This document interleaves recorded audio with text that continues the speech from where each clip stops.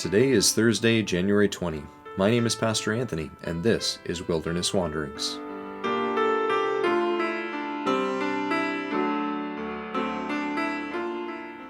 Today our text comes from Luke chapter 4. Jesus said this, "I assure you that there were many widows in Israel in Elijah's time, when the sky was shut for 3.5 years, and there was a severe famine throughout the whole land. Yet Elijah was not sent to any of them, but rather to a widow in Zarephath, in the region of Sidon. And there were many in Israel with leprosy in the time of Elisha the prophet. Yet not one of them was cleansed, only Naaman the Syrian." All the people in the synagogue were furious when they heard this. That's Luke chapter 4, verses 25 through 28. The hometown crowd of this domesticated Jesus may have wished him to do here what you did in Capernaum.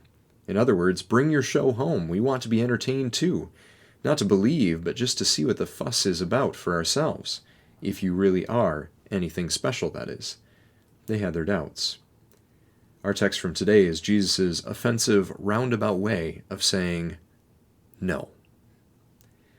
Middle Eastern cultural scholar Ken Bailey notes how Nazareth was located in Galilee of the Gentiles, as a Jewish enclave in the north, on the trade routes. It was a sort of frontier settler town then, really, with a very nationalistic bend. In Jesus' reading of Isaiah from the scroll that began this whole scene, he had omitted key sections about judgment against the Gentiles.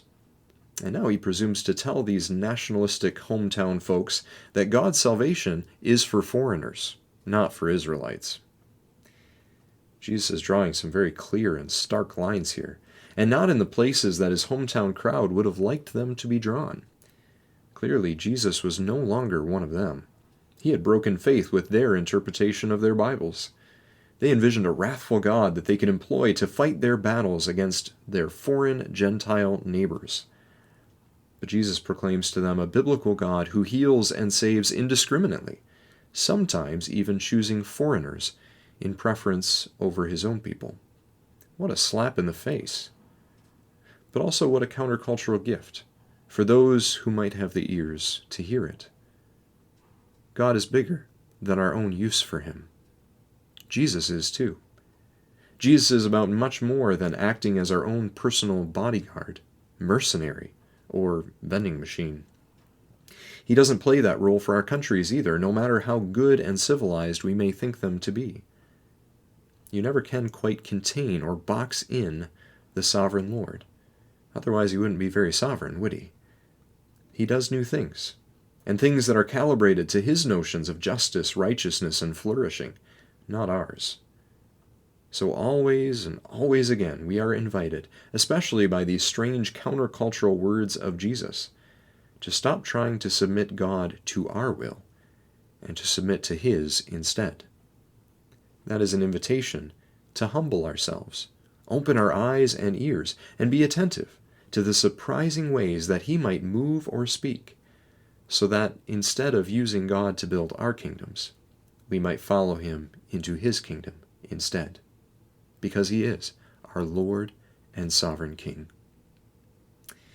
As you journey on, go with his blessing. May the peace of the Lord Christ go with you, wherever he may send you.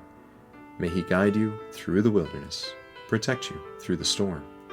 May he bring you home rejoicing at the wonders he has shown you. May he bring you home rejoicing once again into our doors.